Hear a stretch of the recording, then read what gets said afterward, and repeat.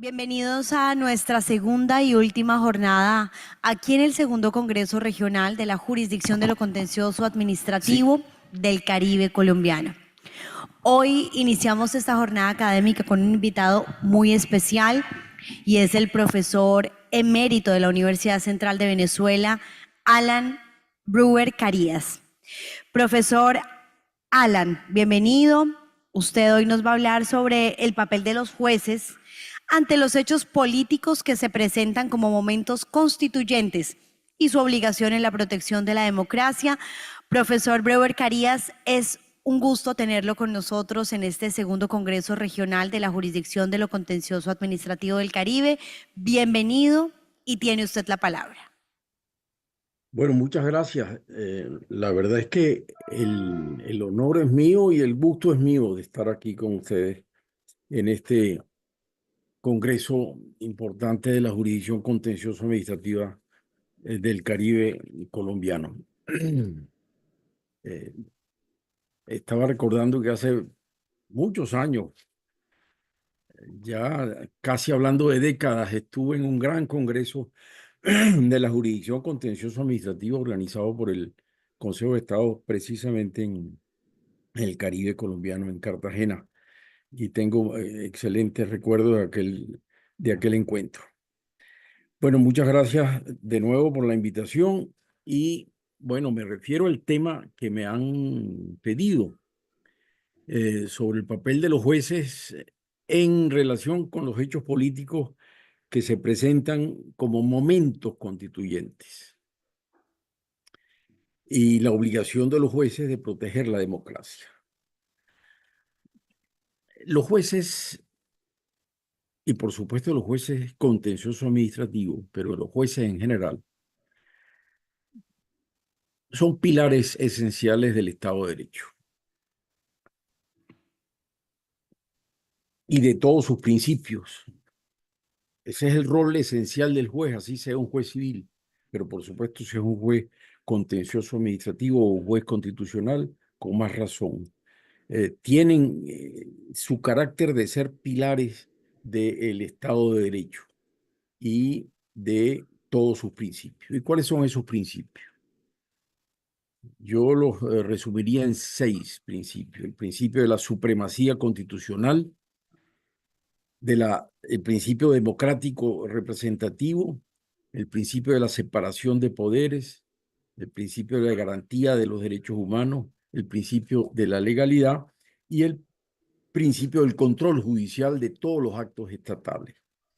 Ese conjunto de principios, que son los valores esenciales del Estado de Derecho, son los que a los jueces les corresponde vigilar en todas sus jurisdicciones, pero particularmente en aquellas que controlan la acción del Estado, como son la jurisdicción constitucional y la jurisdicción contencioso administrativa. Y para eso, por supuesto, la exigencia, la condición indispensable que se requiere para que un juez pueda cumplir esa tarea de ser pilar del Estado de Derecho y de sus principios es que la autonomía y la independencia de los jueces tienen que estar garantizadas y tiene que existir autonomía en el sentido de estar sujetos solo a la ley e independencia de otros poderes del Estado y de poderes privados. Sobre esa base, en muchas situaciones, los jueces han asumido y tienen que asumir la defensa de esos principios del Estado de Derecho, y entre ellos la defensa del principio democrático, y específicamente en momentos constituyentes. En todos nuestros países, a lo largo de nuestra historia política, eh, puede decirse que se han dado y ocurren momentos constituyentes. Momentos constituyentes que se pueden definir como situaciones políticas en las cuales, por la crisis del sistema político, por el agotamiento de un sistema político, por el agotamiento incluso de un liderazgo político, No se trata, por tanto, de cualquier reforma constitucional, sino de un momento de crisis política por agotamiento del sistema. En esos momentos se plantea la necesidad de recomponer el sistema político, de restablecer el sistema político. Y eso exige cambios constitucionales eh, sustanciales. Y por eso decía que no se trata de momentos en los cuales se plantea una reforma constitucional en los países, que es lo normal ante la necesidad en ciertos casos de adaptar la Constitución, sino que se trata de cambios sustanciales del sistema derivado de la crisis del mismo.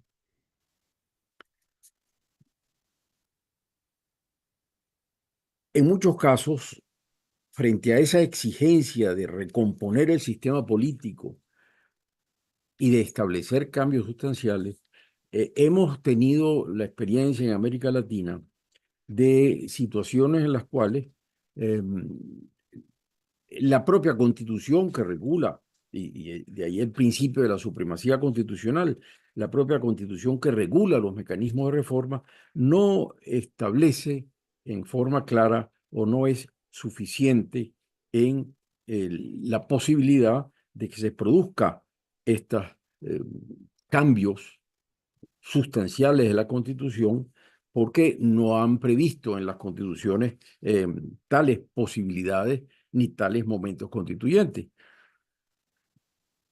En esos casos, la experiencia de América Latina nos muestra justamente cuál ha sido el rol destacado de los jueces en la defensa de la Constitución, en la defensa de la democracia y que han exigido al juez que asuma un rol de interpretación constitucional y de interpretación del principio democrático para justamente proteger la propia democracia.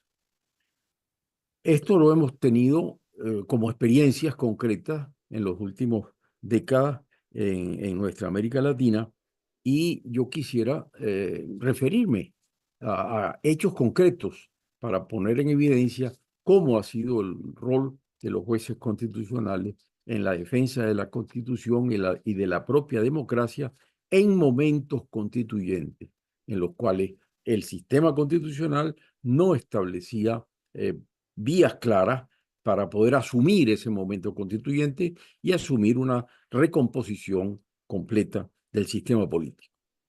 Y hay 5 casos recientes, bueno, recientes en las últimas lustros o décadas, que pueden ilustrar bien este proceso. Y es justamente, comenzando por el caso de Colombia en el año 1990-91, luego el caso de Venezuela en el 99, Ecuador en el 2007 y Honduras en el 2009. Esos son 4 casos emblemáticos de momentos constituyentes en los cuales los jueces constitucionales y los jueces tuvieron que asumir un rol fundamental en la protección de la democracia, interpretando la Constitución. El caso de Colombia, por supuesto, bien lo conocen ustedes, pero es bueno recordarlo, sobre todo porque ya es un proceso que se desarrolló hace 30 años.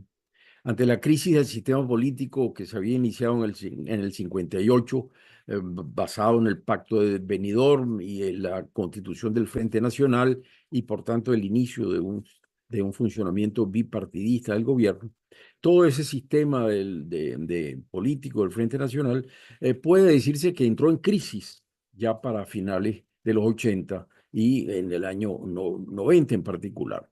Podía decirse que había una crisis total de aquel sistema, estaba materialmente agotado, de manera que el país entero se encontraba en un momento constituyente, pero un momento constituyente en el cual todos los componentes políticos, todo el espectro político del país contribuyó a su recomposición política. Los estudiantes, como bien sabemos, todos los partidos políticos, inclusive los que se habían constituido provenientes de la guerrilla, todos llegaron a un acuerdo político nacional, global, para convocar una asamblea constituyente que no estaba prevista en la Constitución y así poder recomponer el sistema político en el cual todos estaban comprometidos. Hubo un pacto político, por tanto, muy importante. Y sobre la base de ese pacto político se desarrolló todo un proceso jurídico, judicial de la primera importancia.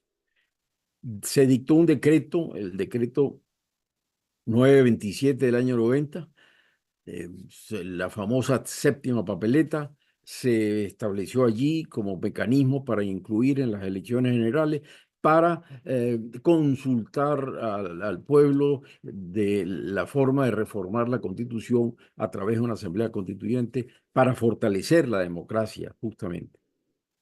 Ese decreto fue impugnado ante la Corte Suprema y la Corte dictó una sentencia, la sentencia 59 del año 90, donde señaló, después de una serie de razonamientos muy importantes, que constituye un hecho político que se traduce, esa convocatoria mediante la séptima papeleta, constituye un hecho político que se traduce en un verdadero mandato popular que la Corte dijo no encuentra reparo constitucional y por tanto la declaró constitucional. ¿Y cuál fue el razonamiento de la Corte? En esencia, dijo, para definir si el decreto 1926 es constitucional, no basta compararlo con los artículos que estaban vigentes en la Constitución, sino que hay que tener en cuenta su virtualidad para alcanzar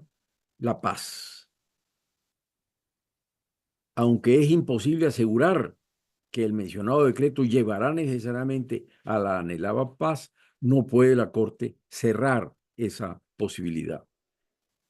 Y agregó la sentencia, se recogen aquí al más alto nivel normativo las ideas de la Constitución como tratado de paz entre los individuos y grupos que componen la sociedad y del constitucionalismo de consenso y de tregua como alternativa al constitucionalismo.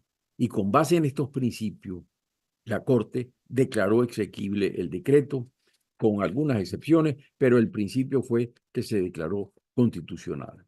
Y a esa sentencia, 58, le siguieron otras sentencias en el mismo año 90, la 138, que estableció el estatuto de la Asamblea Constituyente, también se declaró constitucional con base en los mismos principios, la sentencia 183 del mismo año, 187, y en definitiva, toda esa conjunto de decisiones judiciales en defensa de la Constitución, interpretándola en defensa de la paz, de la Constitución como tratado de paz, en defensa de la democracia, la Corte Suprema asumió el rol de proteger y resguardar la democracia y le dio el cauce constitucional al momento constituyente que exigía el país en ese momento en su transformación política, que fue lo que originó la Constitución de 1991, que como bien sabemos todos fue realmente un ejemplo de pacto político establecido entre todos los componentes de la sociedad, no hubo nadie excluido y se adoptó incluso la Constitución por consenso, que es algo también excepcionalísimo. La Asamblea Constituyente votó y discutió la Constitución y todos los artículos de la Constitución fueron aprobados por consenso. De manera que no hubo imposición de ningún grupo sobre otro. Y es un caso de excepcionalidad en los procesos constituyentes de América Latina que hay que reconocer que es el caso colombiano. Entre otras cosas, la Asamblea Constituyente no intervino los poderes constituidos que siguieron en paralelo funcionando. A ese proceso colombiano le siguió el proceso en Venezuela en el año 99. Igualmente, el paralelismo político constitucional entre Colombia y Venezuela siempre ha sido destacado, De manera que también en Venezuela, en el año 58, se estableció una crisis después de la salida de un dictador militar, igual que pasó con Rojas Pinilla en Colombia, pasó en Venezuela. El pacto de Benidorm de Colombia fue el pacto de punto fijo en Venezuela en el año 58 y funcionó un sistema que comenzó a ser bipartidista, multipartidista, y el mismo sistema político democrático entró en crisis en tiempos similares a los de Colombia a finales de los 80, a, a principios de los 90. Pero la gran diferencia entre el caso colombiano y el caso venezolano es que en Venezuela el liderazgo político de los partidos, el liderazgo político democrático, no entendió el momento constituyente que vivía el país. Lo ignoró, lo ignoraron completamente. No se produjeron los acuerdos para buscar cambios políticos y recomponer la democracia. Eso originó que en el año 99, 92, Hugo Chávez intentara un golpe de Estado contra el gobierno democrático. De ahí en adelante la crisis era evidente y siguió el liderazgo democrático de los partidos de espaldas al país, de espaldas al proceso democrático, y no entendió el momento constituyente. De manera que no hubo acuerdo alguno en el Congreso en aquel momento funcionando para poder buscar recomponer el sistema político. Chávez, una vez que fue liberado o fue sobreseída su causa, se lanzó de candidato presidencial en el año 98 y los partidos totalmente desmoronados no le supieron enfrentar ni discutir la única propuesta que formuló Chávez. Y la única propuesta que formuló Chávez en su campaña fue convocar una asamblea constituyente. Más nada, convocar una constituyente, convocar una constituyente. Frente a eso, de nuevo, les insisto, los partidos políticos no entendieron absolutamente lo que estaba ocurriendo en el país, de espaldas al país. La discusión se planteó con Chávez, por supuesto, pero básicamente la planteamos los juristas y desde la academia. Chávez, en definitiva, resultó electo en diciembre, en diciembre, después que el Congreso incluso había sido de nuevo renovado en noviembre del año 98, donde Chávez solo sacó un tercio de los diputados. Chávez salió electo y, sin embargo, el Congreso, dominado por los partidos tradicionales, no supo entender el momento constituyente. Chávez llegó a la presidencia y lo que hizo fue convocar la Asamblea Constituyente el mismo día que tomó posesión. Pero antes hubo una intervención judicial. En el caso de Venezuela no fue tan clara como ocurrió con la Corte Suprema de Colombia. En el caso de Venezuela se habían intentado unas acciones, unos recursos de interpretación de la ley orgánica del sufragio y participación política, particularmente sobre el tema del referéndum, en el sentido de que era lo que se le había consultado a la Corte Suprema desde diciembre del 98, en el sentido de saber si, primero, se podía convocar un referéndum para preguntarle al pueblo sobre si se convocaba una constituyente. Y segundo, si se podía convocar la constituyente que no estaba prevista en la Constitución sin reformar la Constitución. Eran dos preguntas y que se formularon en dos recursos de interpretación. La Corte Suprema en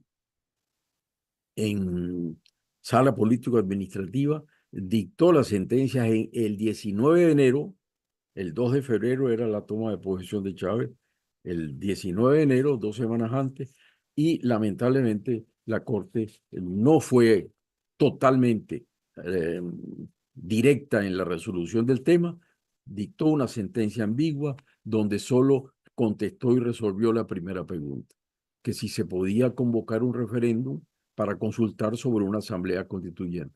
Evidentemente que sí, porque era un asunto de interés nacional, pero no respondió la segunda pregunta de si se podía convocar la constituyente sin reformar la Constitución. Y en ese caso, ¿quién establecía el estatuto de esa asamblea? De manera que sin esa solución de la segunda pregunta, el presidente Chávez convocó la Asamblea Constituyente el mismo día en que tomó posesión, y sin consenso político alguno, con nadie en el país, él impuso una asamblea constituyente que estableció él mismo la forma en que debía ser electa y el resultado fue que se eligió una asamblea constituyente unos meses después, en la cual los seguidores del presidente Chávez dominaron totalmente la asamblea. Una asamblea de 131 miembros, pero donde había solo 4 miembros que habían sido electos como independientes y no dependientes del chavismo, con lo cual el control fue total por parte el presidente Chávez y fue, por supuesto, un instrumento muy lejos de poder ser un cauce para restablecer la democracia y reestructurar la democracia, y más bien fue el instrumento para asegurar el asalto al poder por el mismo grupo de militares que había fracasado en el año 92. Ese mismo grupo asaltó el poder a través de un mecanismo democrático como era la Asamblea Constituyente, pero sin ninguna resolución de la crisis de la democracia, originando el sistema más bien autoritario que se desarrolló a partir del año 1999. Ese esquema de imponer una asamblea constituyente sin consenso, sin acuerdos políticos globales, una imposición por parte de un líder político, lo difundieron un grupo de profesores de la Universidad de Valencia en España, y ese mismo grupo de profesores se los vendió a Chávez como idea, diciendo la soberanía popular prevalece sobre la supremacía constitucional y por tanto se puede convocar al pueblo y el pueblo puede decir lo que le da la gana. Y ese mismo esquema lo vendieron luego a Rafael Correa en Ecuador, y ahí se produjo en Ecuador en el año 2007 otro momento constituyente y otro proceso constituyente que fue un calco del sistema, del proceso venezolano. Nada que ver con el proceso colombiano, porque en Venezuela no hubo acuerdo ni consenso político global para establecer una constitución que fuera una constitución como tratado de paz. Más bien fue un texto de un grupo para imponerlo sobre otro. Perdón.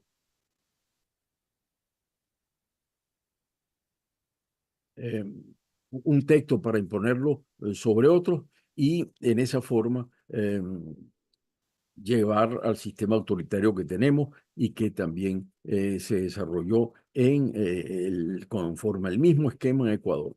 La diferencia con el proceso ecuatoriano, sin embargo, fue también radical en el sentido de que en Ecuador el Tribunal Constitucional, que era el llamado a intervenir en el momento constituyente y en el proceso constituyente convocado en esa forma, sin acuerdo político nacional, el Tribunal Constitucional en Ecuador, en cambio, se abstuvo de controlar la constitucionalidad de todo el proceso, con lo cual se realizó la consulta popular y no hubo hasta ese momento respuesta alguna de las acciones que se habían intentado por parte del Tribunal Constitucional. Ahí tenemos el otro extremo, es que el juez constitucional se abstuvo.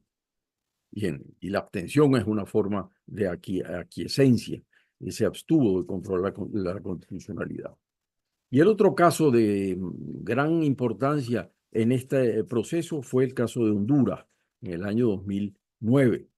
Allí el presidente del momento, el presidente Zelaya, en el año 2009, siguiendo el mismo esquema impuesto en Venezuela y en Ecuador, dictó un decreto eh, estableciendo convocando una amplia consulta popular para convocar una asamblea constituyente. En el caso de Honduras, no solo la asamblea constituyente tampoco estaba prevista en la Constitución, como había sucedido en Colombia, en Venezuela y en Ecuador. No solo no estaba prevista en la Constitución, sino que era contraria a lo que establecía la Constitución. De manera que evidentemente el decreto fue impugnado, y fue impugnado ante los jueces contenciosos administrativos, que era la jurisdicción competente porque se trataba de un decreto presidencial. Y el juez contencioso administrativo, al recibir la demanda de impugnación del acto administrativo del presidente, el juez contencioso administrativo dictó una medida cautelar, suspensión de efectos del acto impugnado.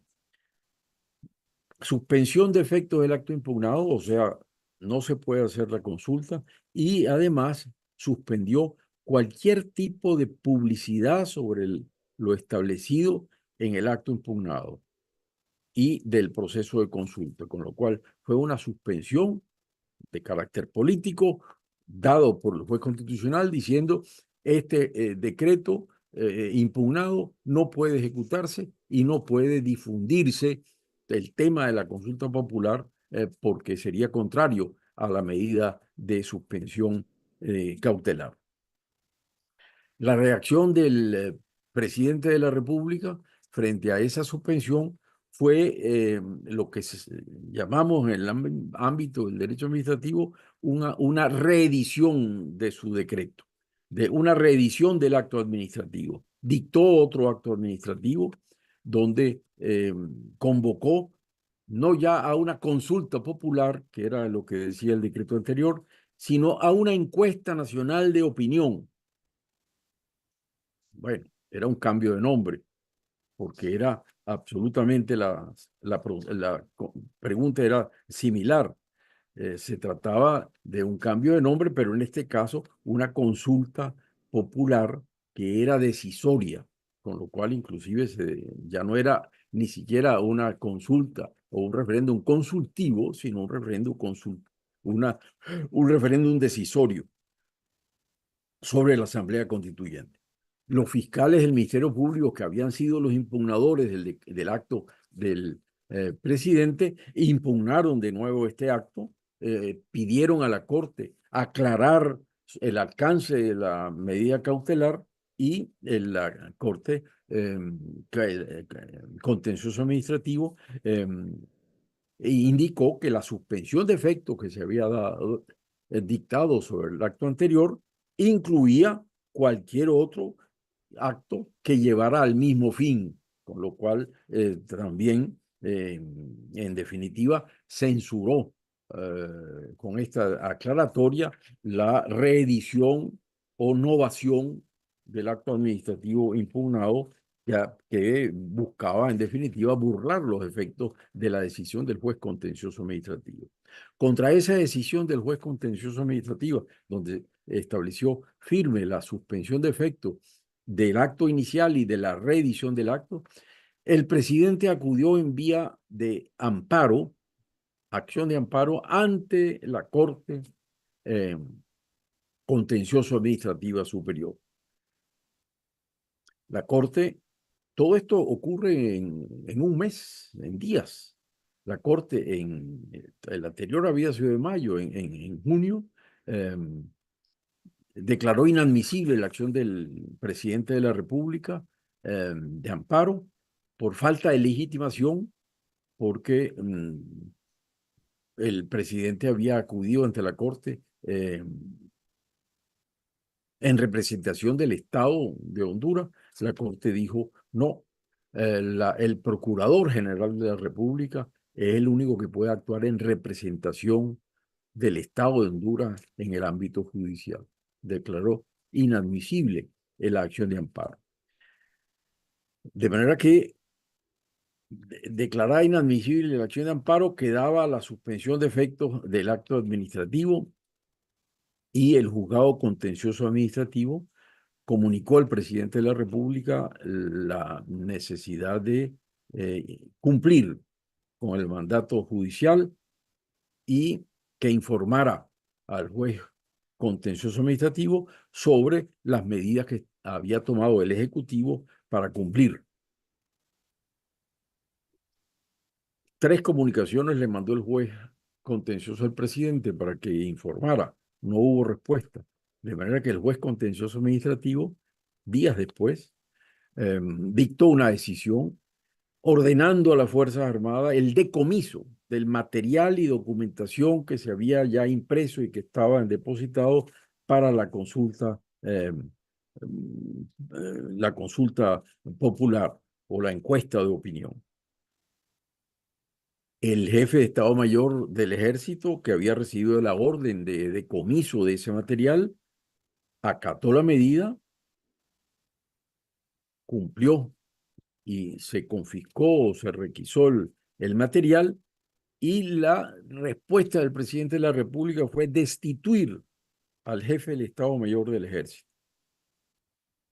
Este intentó una acción de amparo ante la Sala Constitucional del Tribunal Supremo, y el Tribunal Supremo suspendió provisionalmente la decisión de destitución del funcionario militar. Como ven, los jueces en defensa de la Constitución por todas partes, frente a un presidente que quería imponer una asamblea constituyente. La secuela de esto es que el presidente desacató la orden, fue personalmente a los depósitos donde estaba el material y retiró el material, y eso provocó entonces que el fiscal general de la República acusara al presidente de la República ante la Corte Suprema de delitos contra la forma de gobierno, traición a la patria, abuso de autoridad, usurpación de funciones, y dictó una orden de captura del presidente de la República. Fíjense bien la gravedad del conflicto. Y a fin de junio, la orden judicial de captura del presidente fue ejecutada, pero no como lo había ordenado el juez.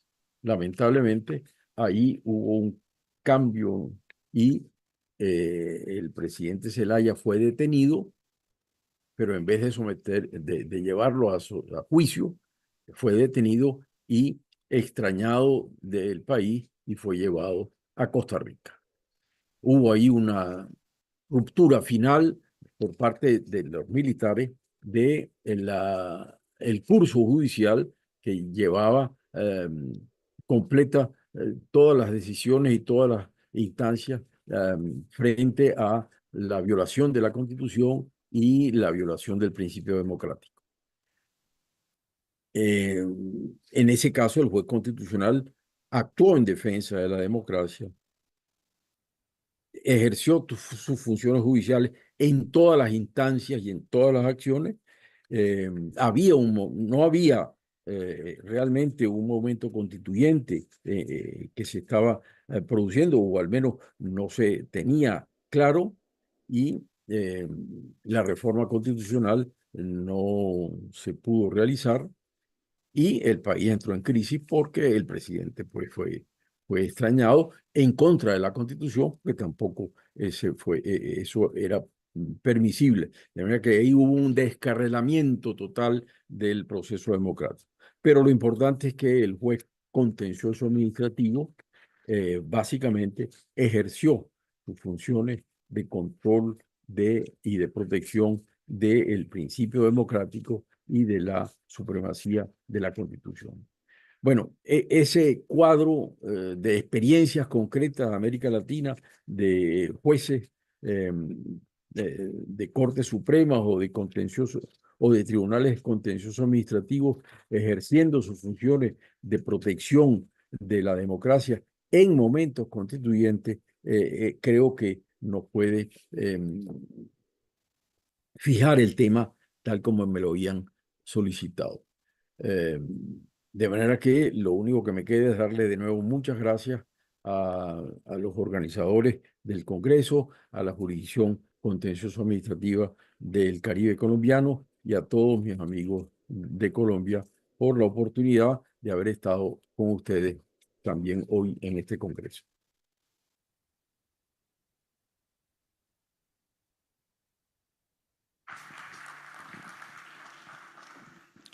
Bueno, profesor, muchísimas gracias por su intervención y por acompañarnos en este segundo Congreso Regional de la Jurisdicción de lo Contencioso Administrativo del Caribe colombiano.